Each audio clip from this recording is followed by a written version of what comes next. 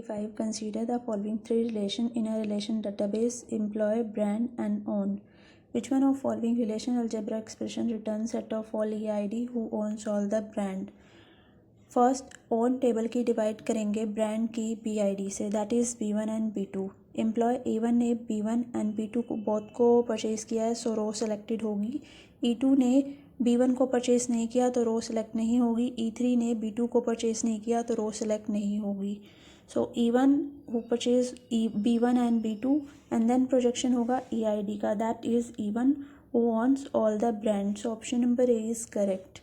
Next option number B, on की EID that is E1, E2, E3 को brand की BID that is B1 and B2. So E1 की multiplication होगी B1 B2 से, E2 की multiplication होगी B1 B2 से, E3 की मल्टीप्लिकेशन होगी B1 B2 से.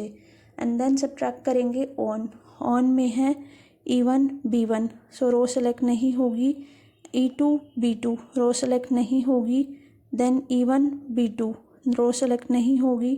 एंड देन है E3 B1, सो रो सेलेक्ट नहीं होगी. रो सेलेक्ट होंगी E2 B1 and E3 B2. And then on में से EID में से सब्ट्रैक्ट करेंगे.